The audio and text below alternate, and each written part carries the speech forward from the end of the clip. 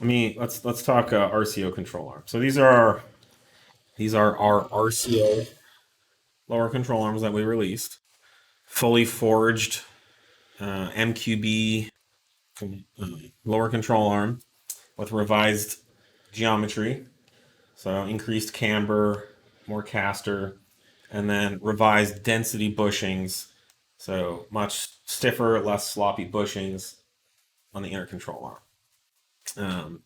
A bunch of questions that have come out in the last week that we want to tackle. So, what makes so his first question is what makes your control arms the best on the market? So we use high quality rubber bushings, which is what the factory uses. We talk about this all the time. I don't think even Koenigsegg's or anything on the market, everything uses rubber bushings. You just don't see poly bushings from the factory. Maybe someone will find one or two isolated, cases where some car came with poly. I don't know. It's just a bad material to use in automotive environments, and rubber works under tension and compression, and it's going to give you all the performance of a poly bushing with a much longer life, and it's actually going to perform better than a poly bushing. Yeah, poly's not like some magical compound that just makes everything better. It's literally just changing the density of the interface between the two parts. Polyurethane you can melt on your stove at very low temperatures. So imagine, underneath your car is not a cool environment. So you have even your control arms and your suspension components are getting hit with a lot of heat. So polyurethane might do okay at say like 75 degrees, but consistently sustain it to an environment that's 100 to 150 degrees. It just starts breaking down and melting slow. So, someone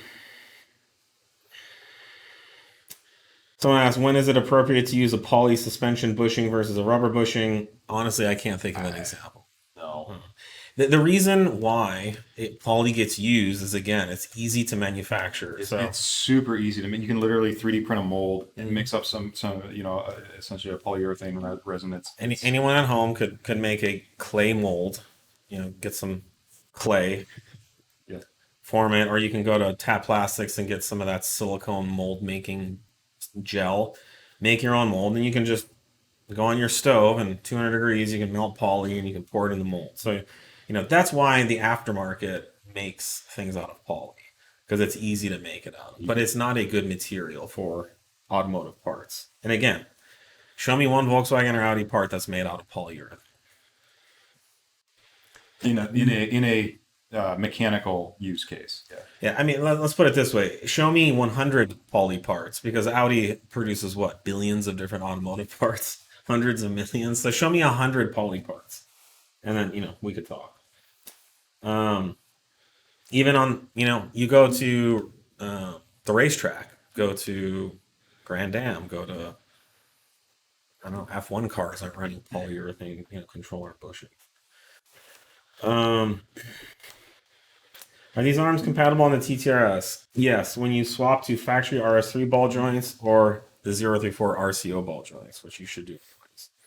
The problem is the TTRS factory ball joint is not compatible with this arm, which is fine. You just get our RCO ball joint and the arm at the same time.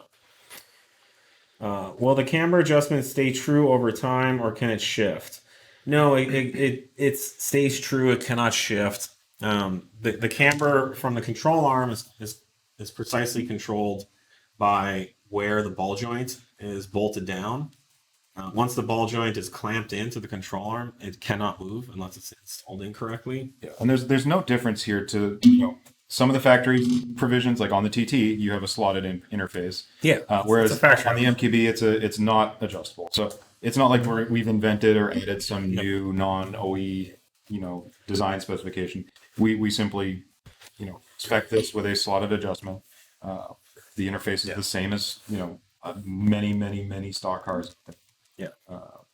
So yeah, there's no inherent reason why this would be anything less stable. Someone asks, going back to what makes our arms better. forged aluminum. I'm not sure if some of the options out there are cast. We don't know, but ours are forged like a factory iron would be. Some are stainless steel. No, some are stamped steel, right? Adjustable camber adjustment from stock to an additional to additional 1 degree, right? And then adds 0.5 degrees of caster, which is not adjustable. You just get it for free. And then we have the best price on the market for these.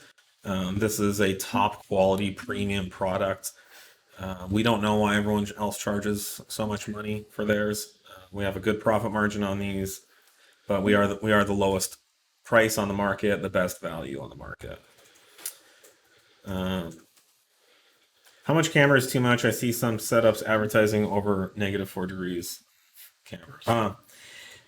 It depends. So on the street, I would say generally you don't really want to run more than 2.5 or 3 degrees. Say 2 to 3 is Yeah. kind of the most I'd say for a primarily street setup. Yeah. Now, don't get me wrong. Your car will handle really well with 4 degrees of camber on the street, but you're going to go through tires because on the street you just sit and go straight for long periods of time. So what's going to happen is you're going to wear out, the inside edge of your tire.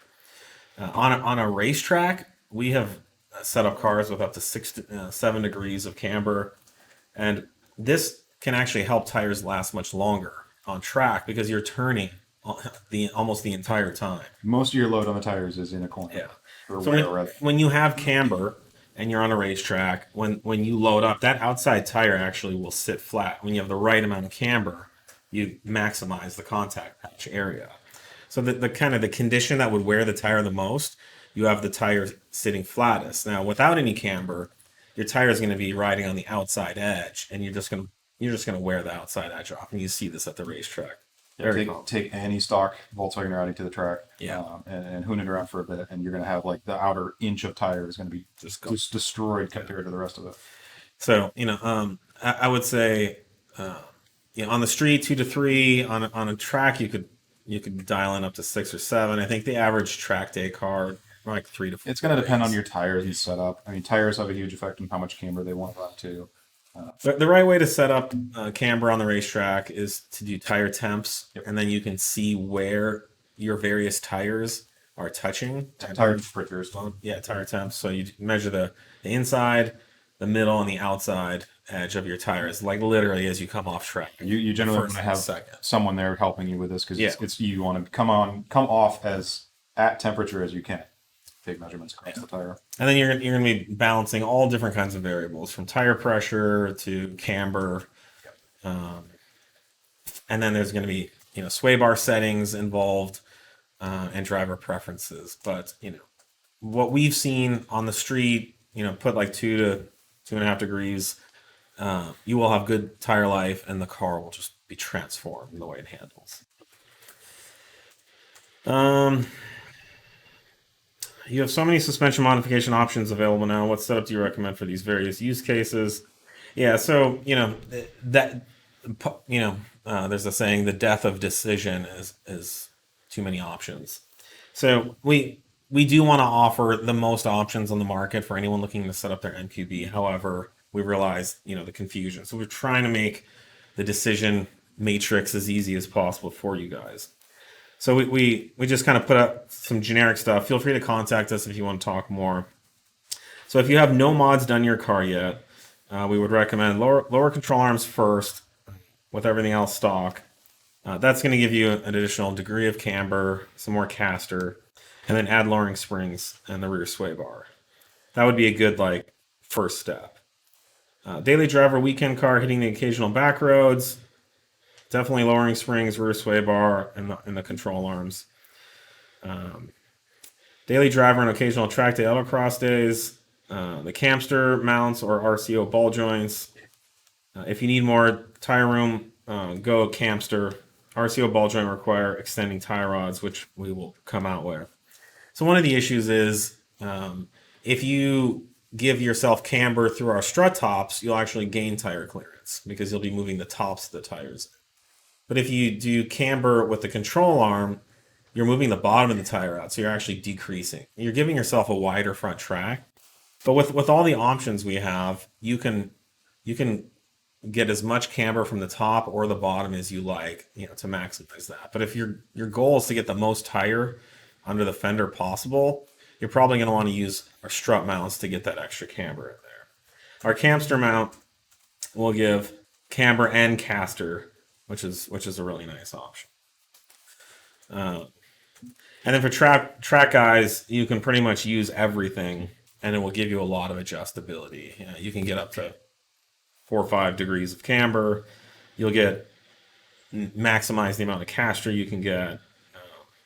But the nice thing about our setups is there's not a lot of adjustability, so you can kind of mix and match different components and lock in different settings. So once you install them, you're just gonna have to redo your alignment each time. Yeah, well, this is the most adjustment we've got on it. Well, yeah, you can adjust the slotted lower control arm. But yeah, the camster, all the upper mounts are Yeah. fixed, kind of given quantity. Will you guys have handling packages for this platform? Definitely something we're considering. We're looking into. Yeah, and this is where it comes down to like what we're just going over is the number of options you can put together is kind of astonishing. Would you prioritize optimizing roll center over everything else if my car is lowered? Not necessarily. I mean, I'll just answer your question generically. You never want to prioritize one factor over everything else. That's a recipe for disaster. You always want to balance and take all the factors into account and create the most optimal result by balancing all the variables. This usually means making compromises to every variable to get the best outcome. I think roll center is one of the things you should consider. Moving forward, we will allow you to adjust, to compensate for bump steer, having optimal camber, adding some caster. These are all things that add, to the outcome. And even though you kind of mess up the roll center a little, having a lower center of gravity in general is a very good thing. So it's why so many, one of the tuning staples is lower your car. You make the roll center worse, but the lower center of gravity ultimately has a better effect on handling. But if you can lower the center of gravity and compensate for your roll center, really, really good outcome. So, we need to know. Currently, these do not fit the Mark 8, but they will soon. There's a couple little changes we have to make for the Mark 8 control arms. So if you have a Mark 8, hang tight or shoot us an email. Thankfully, it's not a major redesign of the arm, so we should be able to have something soon. If you're Mark 8 and you're interested, just shoot us an email. We'll tell you what options you have currently and moving forward. Should have that solved later. Yeah, hopefully in a week or so. Will any of your suspension modifications void my warranty? I'm scared since the Mark 8 is such a new car. Anything can void your warranty. What mood your service advisor is at the dealership probably has as much to do with your warranty being voided than anything. Technically speaking, and a dealership or a manufacturer cannot void your warranty if they cannot prove that the modification caused the failure. This won't stop your cranky service advisor, if you have one, from voiding your warranty. There's a lot of really cool service advisors out there too who work with customers who know that these modifications don't affect the reliability of the car. But I can't emphasize enough. Spilling a drink in your car could void your warranty. So there's a lot of factors, but no. Let's put it this way: if you put one of our parts on your car and the part fails, and you go to the dealership, they're not going to warranty it. If one of our parts causes some other part of your car to fail, they're also not going to warranty, and they're probably going to void your warranty. I'm not aware of really that ever happening. Like I said, our parts are reliable. If you have a problem with any of our parts, you contact us. We'll help you get it figured out. You wouldn't go to Audi or Volkswagen to warranty a 034 parts, just like we would ask you to go to Audi to warranty any parts. So generally speaking, no, it shouldn't.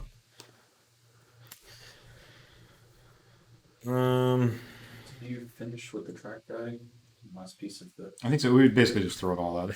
Yeah, just do it all. But I mean, if you're really a serious track driver, hopefully you have you're gonna have a pretty specific outlook on what you're looking to do. Yeah, and you might want to, not to just try to push more product, but you may want to try also just the camber mounts or the cam mounts and kind of experiment with the Sure. setup and how your driving style and your vehicle setup works Yeah. best with the tires, the tracks you're on, that Yeah, kind of the thing. biggest So, thing is just reach out to us.